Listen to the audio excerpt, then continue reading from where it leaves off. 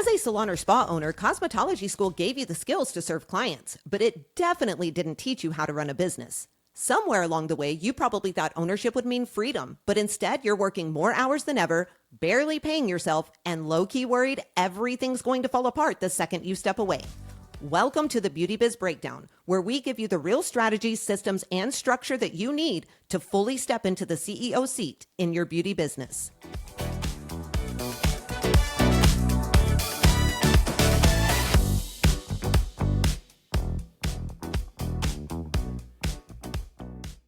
Hey friends, welcome back to the Beauty Biz Breakdown, the go-to podcast for salon and spa owners who are ready to build a more profitable, more predictable beauty business. I'm Brie, and as always, I've got my co-host Chandra here with me. Hey girl. Hello, hello. How are you? Doing good. Running crazy like always, but I'm doing really good. Story of your life. Always. Awesome. Well, I'm excited to get into today's topic. I think it's going to be really important for a lot of people to talk about. So I want to start out just by being real. I spent years thinking something was wrong with me because no matter how hard I worked, no matter how much I loved my family and poured into them, no matter how much I poured into my business, there was always this feeling sitting like on the top of my chest that made me feel like somehow it was never enough, like I wasn't enough. I truly think this is something that almost every female business owner struggles with at some point. And it can really affect your business, your marriage, your kids, your confidence, and honestly, even the way that you make decisions. For a really long time, I referred to this feeling as guilt. You know, I had mom guilt or wife guilt or business owner guilt. It's just that feeling that no matter where you are or what you are doing, part of you feels like you should be somewhere else doing something else for somebody else. But the further I got into my entrepreneurial journey, the more I really started looking at what I was actually feeling. And I realized that I wasn't sure it was actually guilt. I think some of what I was feeling was something just entirely different. So today, I kind of want to talk about that because I know if I have felt this way, there's probably a lot of other women out there listening that have felt this way too. Chandra, I know you felt this way as well. Oh yeah, 100%. I mean, exactly how you described it right now, I think is exactly, how it felt for me as well. And I'm sure many people. Yeah, I think so. You know, I've been on a lot of strategy calls lately, and this is just a common thing that I hear over and over and over again. And so it really got me thinking about it. I think before we can get into it too much, though, we have to define what guilt actually is. Because real guilt usually means something happened that needs to be made right. Maybe you made a choice that went against your beliefs or your values. Maybe you hurt someone. Maybe you handled something in a way that you know in your heart wasn't right or wasn't okay. That's what guilt is. And that kind of guilt is definitely real. I want everybody to understand that I'm not saying guilt isn't real. We can't ignore that feeling. We have to address it, right? If something needs to be owned, repaired, apologized for, then yes, we have to pay attention to that and we have to handle it. But I don't necessarily think what most women are carrying around every day is guilt. I think a lot of this is just a heavy mix of sadness, fear, pressure, responsibility, shame, maybe some old expectations. And because we don't always know what else to call it, we just kind of label it guilt. And I think that matters because guilt is what makes you feel like you have to pay for something. It makes you feel like you owe something. It makes you feel like you need to prove that you're still a good mom or a good friend or a good wife or a good leader or even just a good woman in general. But, if you miss something with your kids and your heart hurts over it, maybe that's not guilt. Maybe that's just sadness. And sadness is not always a sign that you failed or that you did something wrong. Sometimes it just means that something mattered to you dearly. If you're worried someone you love is disappointed in you, that might not be guilt either. That may be fear that they are going to be upset, going to be mad at you, fear that they don't understand you, fear that your decision maybe affected them in a way that you never really wanted it to. And if the voice in your head keeps telling you things like it did me, I should be doing better, I should be able to handle more, other women are probably carrying this better than what you're doing, that is more shame than it is guilt. And shame is always going to leave you questioning who you are, not just what happened, but really who you are at the core of it. I think this is why we can't just throw all of this into the same bucket and just label it as guilt. Sadness needs to be, labeled as sadness. And sadness, it's something different than fear. Fear needs something different than shame, and real guilt needs something different than all of these combined. I just think if we name it wrong, we usually reach for the wrong fix. We try to fix sadness with like a better schedule. We try to fix fear by over explaining ourselves to people. We try to fix shame by working harder or doing more or proving that we can just handle everything. And that gets really, really exhausting. So I think before we can ever fix the feeling, we have to pause long enough and ask ourselves, what am I actually dealing with here? And I don't think we do that enough. We have to name it correctly, not so we can overthink every feeling, but so that we can stop punishing ourselves for things that were never actually guilt in the first place. Chandra, I'm curious, what do you think about this? Because I feel like women use the word guilt almost as a catch-all. I just think it's kind of in our DNA. Do you think sometimes we call it guilt because we've never really been given any type of better language for what we're actually feeling? Yeah, I mean, I think that's definitely part of it. I also think that we feel so much pressure as women most of the time to carry all those hats, right? To be the best mom, to be the best business owner, to be the best whatever. And it's just impossible sometimes. Like you just can't. And I think instead of really like sitting down and just taking that time to look at your situation and to really figure out what it is that's causing you to feel that way, or what it is that's causing you that kind of stress and anxiety or upset or whatever it is, I think that's what we do. We just call it guilt. We're like, oh, I just feel guilty. It's easy. You don't have to stop. You don't have to think about it. And then you already feel like you're not doing enough anyways. So now you feel guilty because you're not doing enough anyways. And so I think it's just that kind of vicious cycle that, especially women feel like all the time when they're trying to wear all those different hats. Yeah, 100%. I definitely was somebody who never stopped and questioned what I was actually feeling. And I think we as women, like I said earlier, it's just in our DNA. We're taught to keep going. We're taught to keep handling. We're taught to keep being strong, keep being the person that everybody can count on. And that really, I feel like, starts early on in our life. I don't think most of us were ever sat down and just told outright, hey, as a woman, your job is to be there for everyone, to literally carry everyone and everything. I don't necessarily think that happened. I think it happened to us in a more subtle way. It was more like, as we were growing up, we noticed what got praised. We noticed how much people appreciate the woman who could just figure it all out, make it work, and not need much from anybody out there. You notice who gets called strong. You notice who gets called selfish. You notice how quickly a woman can be judged when she says, you know what? I need help, or I need things as well. So I feel like by the time we're grown women, we're not always reacting to what is happening right now in the moment. A lot of times we are reacting through beliefs that we picked up years ago, and we never even realize that we're holding on to those. Somewhere along the way, a lot of us started believing that being a good woman means being available all the time. A good mom sacrifices constantly. A good wife, she stays strong. A good leader, they carry all of the emotional weight. A good business owner is always there for every single person that is involved. And then you add all of that together, and that expectation that you have for yourself just becomes completely impossible.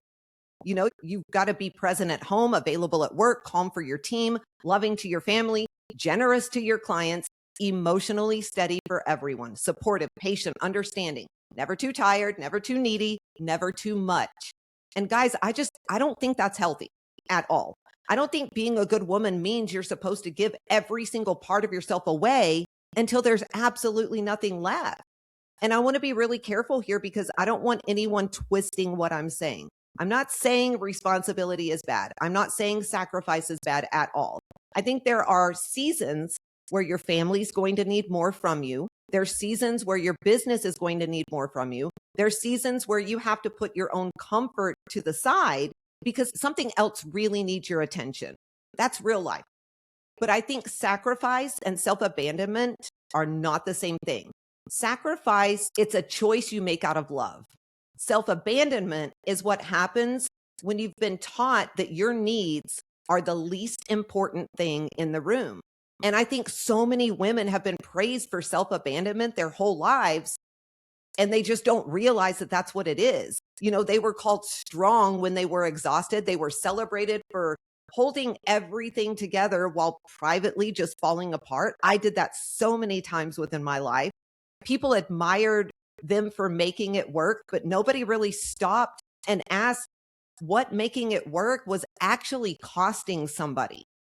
I just think it's really emotional for us women because a lot of us have spent years being the dependable one, the strong one, the one that can handle anything, the one that just makes things work, the one who does, not want to make things harder for anybody else.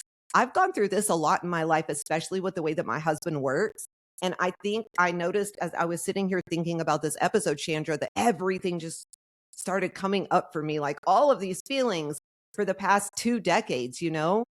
And I think for me, when I finally started asking for help, or I finally started setting boundaries, or even making more money, changing the way that I was leading my team, not being available for everyone all the time, it felt very wrong in the beginning.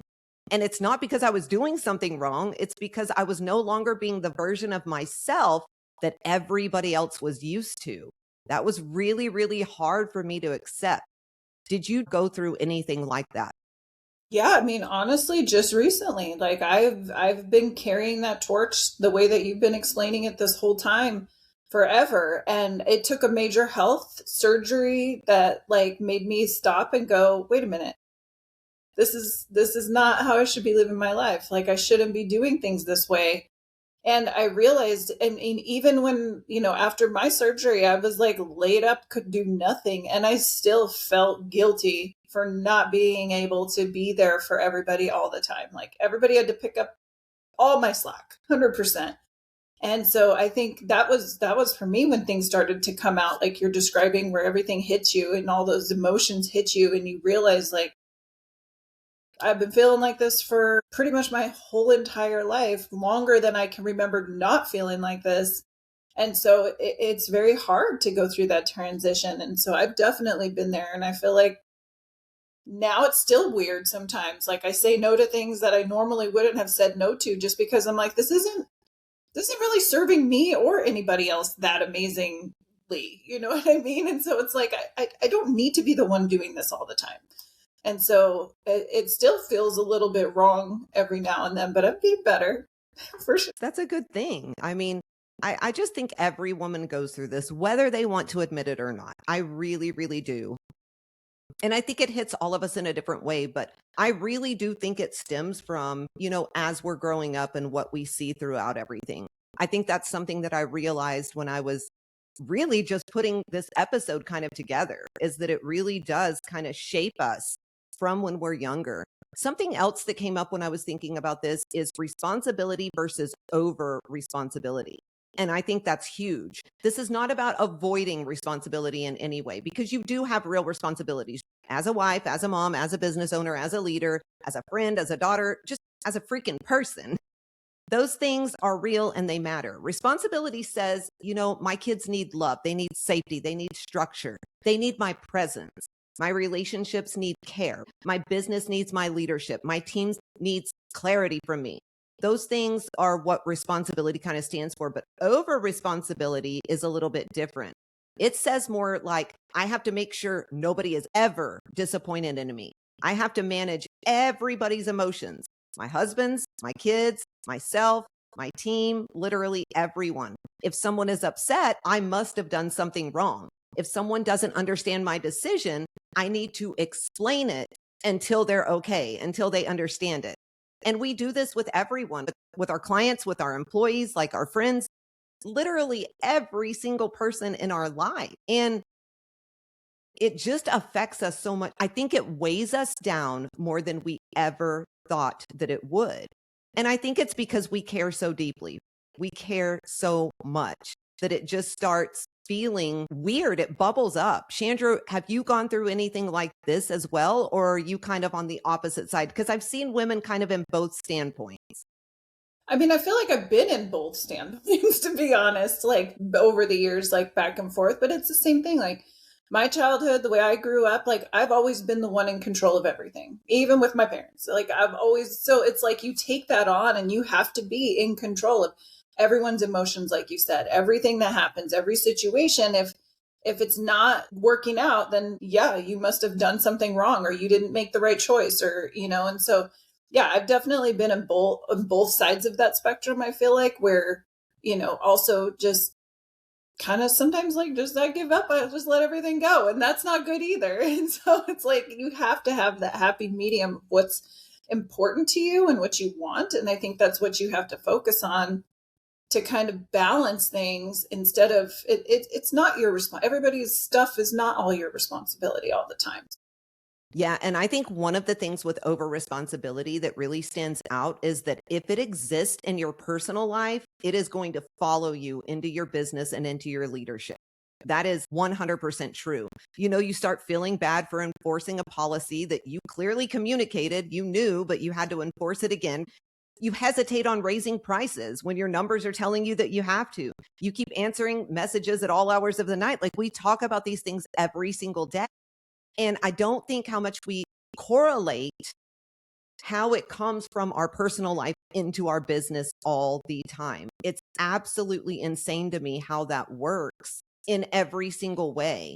And I think it makes you just start feeling a lot of different emotions. And once again, when I was kind of going through this, I was like, okay, I remember feeling guilty for that, but guilty wasn't what I was really feeling.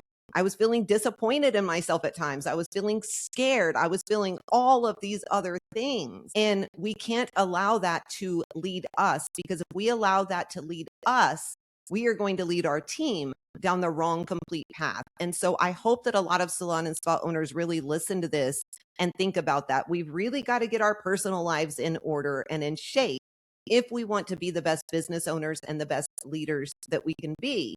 And it's the same thing. If we're going through something in our business, it's going to filter into our personal life and it's really going to affect everything.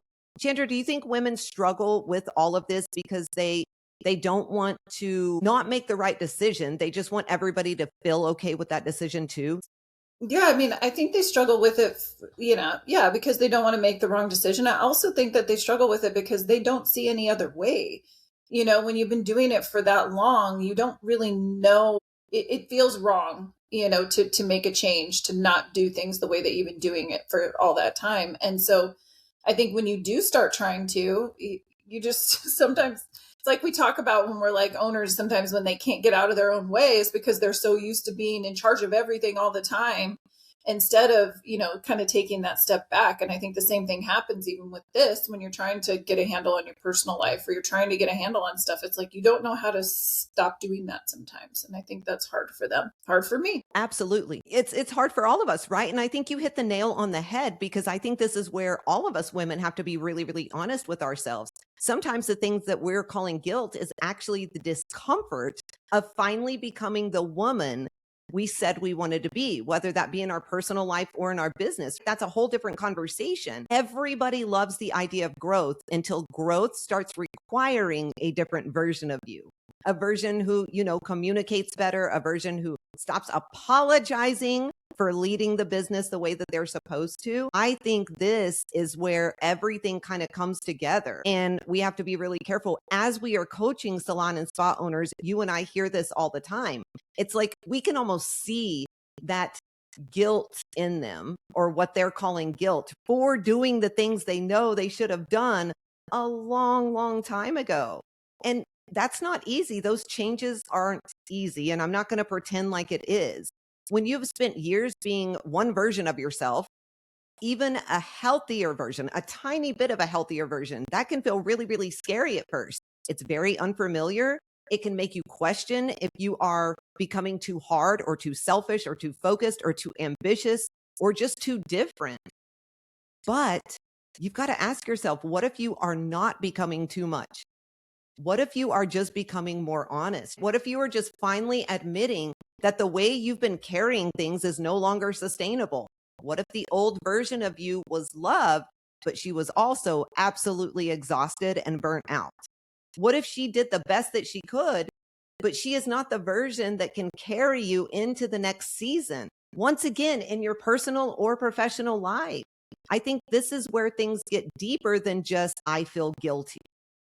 It really, really does. Because sometimes what rises up when you change, it's not that guilt or warning sign. Sometimes it's just that old version of you saying, I can't do this anymore. I can't carry it anymore.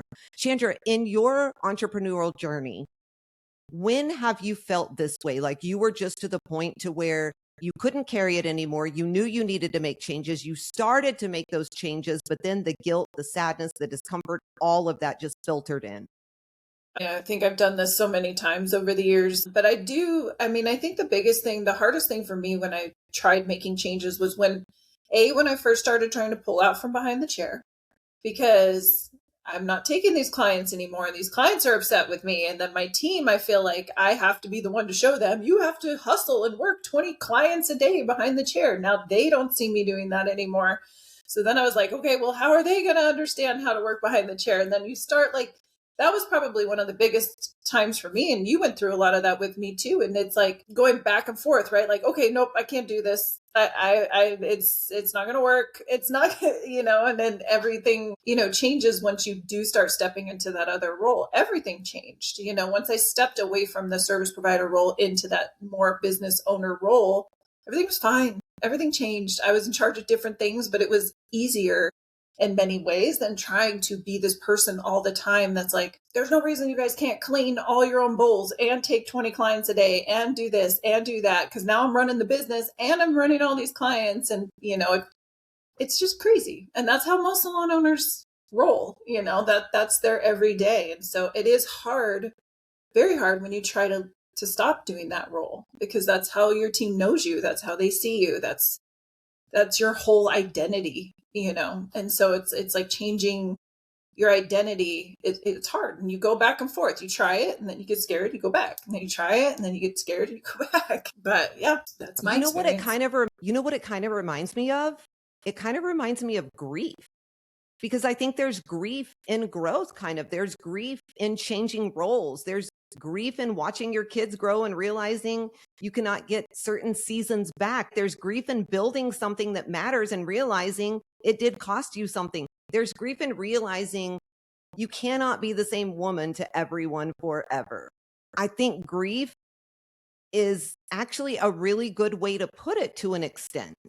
And I think grief is something that we need to think about. Maybe it's not guilt. Maybe it is more of that grief season that we're kind of going through.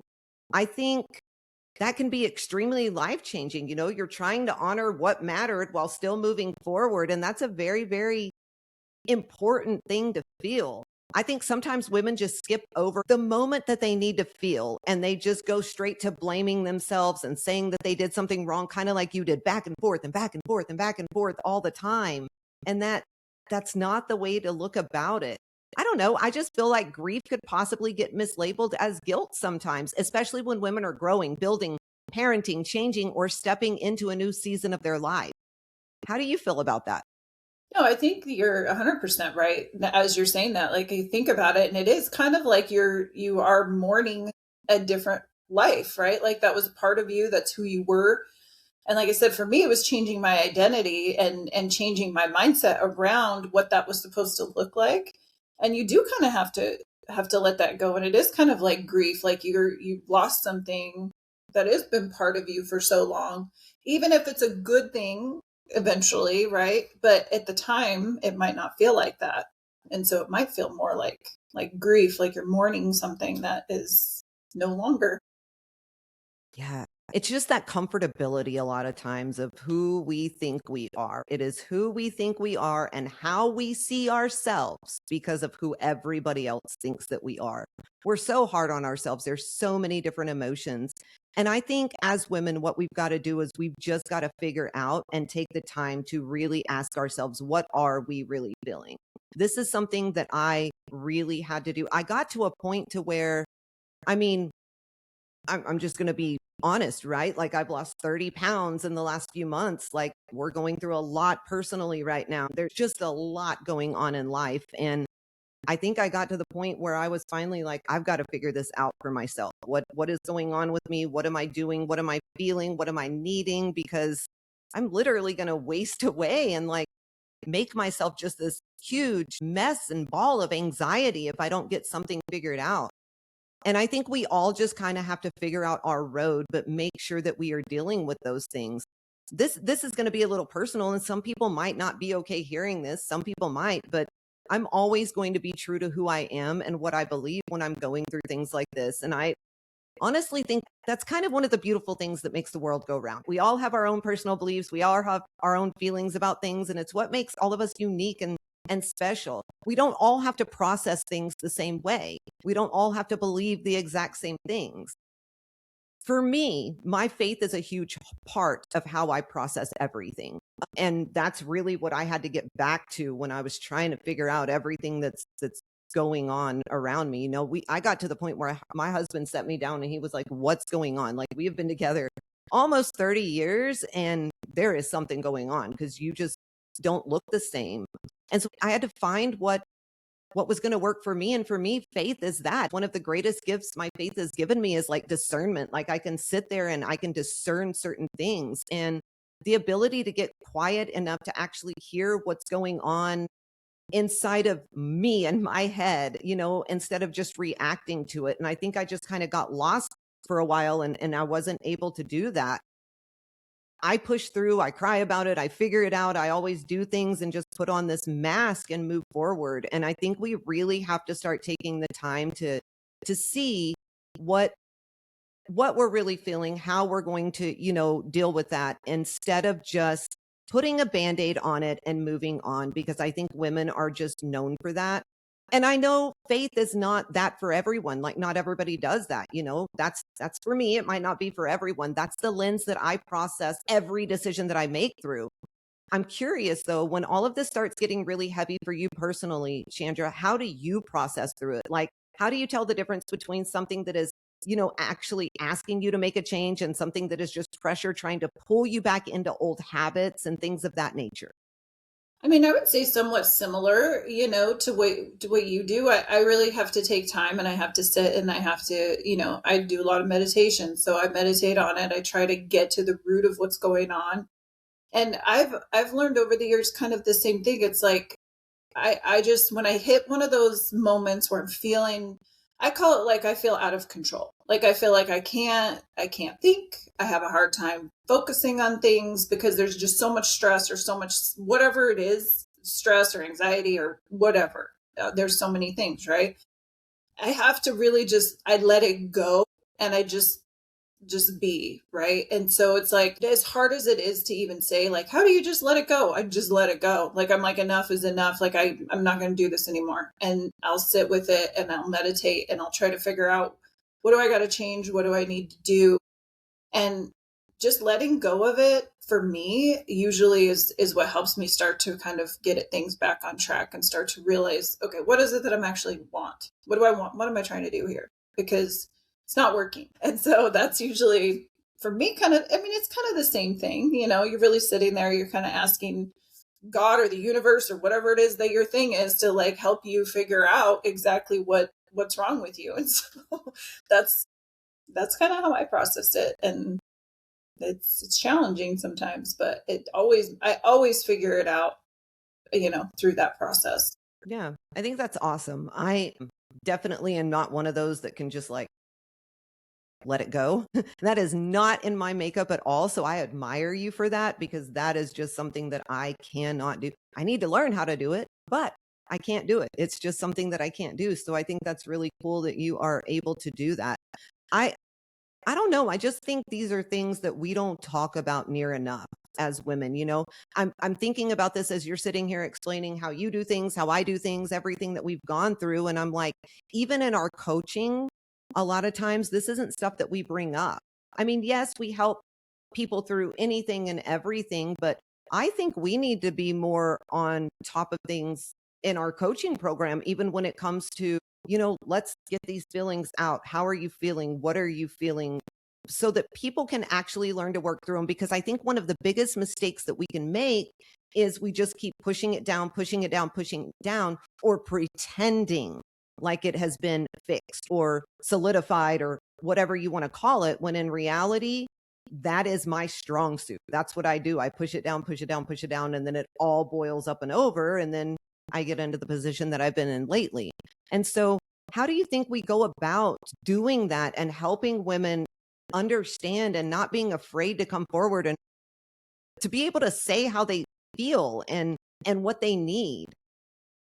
I mean, I don't know. For me, everything's always kind of black and white. Like I'm not a good I know we always like joke and say like I'm the nice one, you're the mean one, but I just am not good at like sugarcoating stuff sometimes. I just don't even want to talk about it. Like either you talk about it or you don't talk about it, but whatever it is, we got to get over it, you know? And so I feel like even just asking people, like maybe like finding out, like just be honest. Where are you at? You know, are you going to explode right now? Are you going to like, are you having anxiety? Are you like losing your mind every 5 seconds? Do you even take 5 minutes for yourself? You know? And so it's like when you find that out about people, which I feel like you're really good at pulling that out of our coaching, like our members and stuff like that. It's like all of a sudden it's like the light bulb goes off and they're like, holy crap, it's me. I'm the problem, you know? And it's like they finally realize that. And then things start to get better, you know? So I think it's really just a lot of it just finding out where people are at and kind of meeting them where they're at. And then it's just like, all right, well, you got to get over it and we got to move on. So how do you do that for yourself? Because we can help you, but it ultimately has to come from them to realize it's like that's when those light bulb moments I think happen during coaching is when they finally realize, okay, yeah, it's me. It's not my team. It's not this. It's not that. It's not all these other things. I've been carrying this around and projecting this onto everyone. Yeah, definitely. Yeah, I don't know. I think this is just kind of a cool conversation and Mm-hmm. one that I don't hear much about. You know what I mean? And so I think it's really, really important. I think everybody needs somebody too. I mean, for me, obviously, I have my husband. He is like my rock, my ride or die. But I always need somebody else because, especially as a woman, I feel like women and men see things very, very differently. And so my husband can get to the analytical side of everything very, very easily and bring me down there. But when it comes to like the emotional side or the anxiety side or whatever, I feel like it almost has to be a woman that I can depend on and confide in to kind of get me on that sort of level. And so I just I don't know. I think these conversations need to be had a lot more because being a mom, being a wife, being a business owner, being all of these things wrapped into one, like we're never going to be able to do all of them 100%. And we shouldn't feel guilty constantly for doing those things. You know, I know now that a lot of what I felt guilty for was not guilt. It was sadness for missing things. It wasn't guilt, it was more sadness because I wasn't able to be there for something. And I think really being able to name those makes you look at things differently because when I thought it was guilt, I almost got into like this poor pitiful me or I suck kind of moment. But when I could really label it as sadness or disappointment or whatever it was, then I was able to kind of filter through it and move on just a little bit better. So, yeah, I think it's just a really, really cool conversation that we need to talk about more, whether it's, you know, mom guilt, wife guilt, business owner guilt, whatever you're feeling, sadness, whatever. We've just got to slow down and figure out exactly what's going on so that we can get through it completely instead of piling it down like Brie does all the time. So I think we need to talk about that just a little bit more. If you were to give any of our listeners a piece of advice on how to kind of handle that or how to start maybe opening up a little bit more or really dealing with those emotions on the personal or professional side, what would you tell them? I mean, I think just really sitting down, maybe, you know, writing things out, like just figure out how you're really feeling. Like what is it that I'm feeling right now? Is it actually guilt or am I feeling sad? Am I feeling anxiety? Am I feeling things and I'm just labeling it that because it's easy? And I mean, as much as guilt can affect us, I feel like that's also one of the easiest emotions to ignore, right? So you can kind of be like, I feel really guilty and bad about that, but oh well, I'm just going to move on over here. And again, like you do, pile it down over here until eventually it piles up so high it's overflowing. And so I think that's, you know, just really sitting down and getting real with those emotions. And I think, you know, handling all those things, mom, all business owner, all that stuff, like something that has always stuck with me my whole life. It's like a quote that's like, jack of all trades, master of none. Right. And so that's what ends up happening is you're doing all these other things, but you're not actually accomplishing or being good at any one thing because you're too spread out trying to handle all this other stuff and being stressed out. So that would be my advice. Yeah, I like that. I think that's really, really good and very, very important. And you're right. You can't be, like I said earlier, 100% in everything, and because it's going to make you suck at a lot of things if you're not careful. That's just put it nicely. But yeah, I enjoyed this conversation. I think it's great. And I think people do really need to sit down and journaling. Journaling is huge. Like, it is one of the best things that you will ever do. I go back and read through, I am a writer. I fill up a spiral notebook like every couple of weeks. And I go back through and read some of that stuff sometimes. And I'm like, man, I was in a dark place, or, oh my gosh, that was really good to get through that, or, whatever it is. And so I would highly recommend people doing that too. But all right, with that being said, before we wrap up, let's get into our listener question for the week. Today's question came in from Iowa. Her name is Savannah, and she said, I recently hired someone who is talented and very sweet, but she's so quiet, I'm worried clients are not connecting with her. Her work is good, but the appointment feels kind of flat, and I don't think she's creating the kind of experience that we want in my studio. How do I coach someone on personality and guest connection without making them feel like I am criticizing who they are? Chandra? I mean, I feel like this is kind of one of the hardest things. We used to have one of these people, and now she's just fine. And so I think really working with them to I try to find out like what it is. Are they just not a talker, or are they just afraid to have conversations? And I find that because I'm not a huge talker, when I work behind the chair, my clients usually talk most of it and I'm just kind of there. But some people I think are just sort of to have those conversations. Sometimes it's confidence level, sometimes it's things like that. And so when we get somebody like that, we really try to work through like what it is, because you can be not a talker but still be engaging with your clients.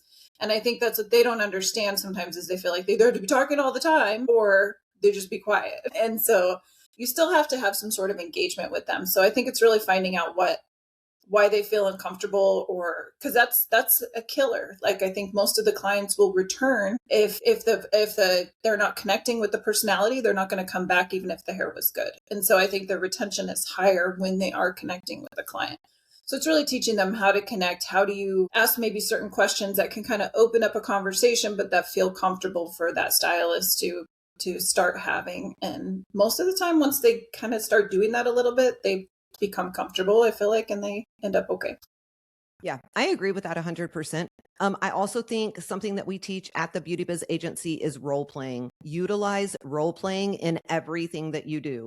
Chandra's right. You have to have that connection. That doesn't mean you have to overshare, because there's people overshare too. Like, I have had stylists that I'm like, what in the actual crap are you doing? Like, stop. Nobody cares about that. Nobody needs to know. I didn't even want to know that. Like, no, we're not doing that. And so you do have to find that happy medium, and you just have to figure out how to coach and lead through it. It is kind of a weird situation to coach through, whether it's over talking or under talking, but utilize role playing in every single way that you can. And I think this is another reason that structure is so important, whether it's structure throughout the guest experience, the consultation, whatever it is, because if you can teach somebody somewhat of a roadmap, even if it's a little bit more scripted, sometimes it's easier just to get them talking as you move forward. And then it just becomes a little bit more natural. So 100%, I think that is spot on. All right, guys, as we wrap this up, the biggest thing that we want women and salon owners, spa owners, beauty business owners to walk away with and understanding is this: you do not have to build a business from the version of you that was trained to feel bad for having needs or visions or boundaries or dreams.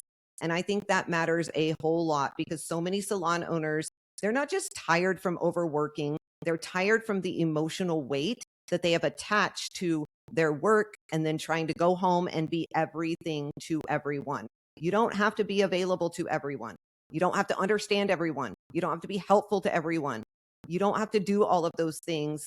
You have to really learn how to hold on to yourself in the middle of everything so you can get through and be who and what you want to be for each and every person. Your business is always going to require leadership. Your family is always going to require love and your presence. Your relationships are always going to require care, but none of those roles are going to require you to disappear in order to prove that you care or that you love somebody. That's just not how it is.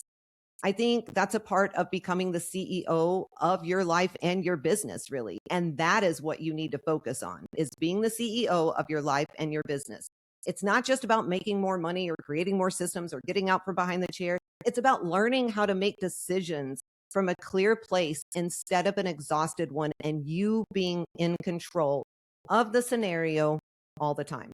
If you guys are listening to this and thinking, okay, I do not want to keep building my business from burnout, pressure, or constantly feeling pulled in every single direction, this is exactly what we help salon and spa owners do at the Beauty Biz Agency. We help you build structure, profit, leadership, and systems so the business does not have to depend on you holding every single thing together anymore. So if you want support building a business that actually works for your life instead of constantly draining it, head over to our website, thebeautybizagency.com. Grab some of our resources. We have a ton of them on there. Schedule a free strategy call with our team so we can just help you figure out next steps. If this episode helped you or just made you think a little bit differently, share it with another woman or salon owner who might need to hear it. And please don't forget to leave us a 5-star review so other owners can find the podcast too. Also, make sure that you're subscribed so you don't miss out on any of the things we have coming up. Chandra, how do they do that? Make sure you're following us on all social media platforms at the Beauty Biz Agency on Instagram, Beauty Biz Mentors on TikTok, and the Instagram and Facebook at the Beauty Biz Agency. And send us your questions. We'd love to hear from you guys. And, hope this conversation was helpful for you. And, maybe that will help you start making some changes. Absolutely. All right, friends, that's a wrap of this episode of the Beauty Biz Breakdown. We hope this conversation gave you permission to take a breath, look at what you've been carrying, and remember that building something meaningful does not mean you have to completely lose yourself in the process. Until next time, keep working hard and building the business of your dreams. Keep honoring the woman behind that business and start leading like the CEO you want to be. Now go out there, make bank, run the show, and ditch that chair. And as always, keep slaying those business goals with a whole lot of swagger.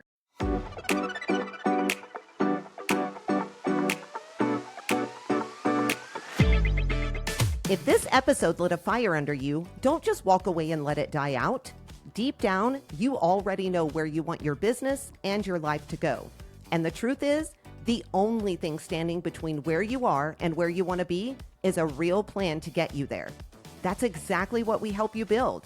So if you're ready to stop trying to figure it out on your own, head to thebeautybizagency.com and book your free strategy call. That call can give you the clarity that you've been needing and a real plan to move your business forward. Because at the end of the day, the only thing standing between you and the salon business you've been dreaming about is whether or not you're willing to take the action and the steps in order to build it.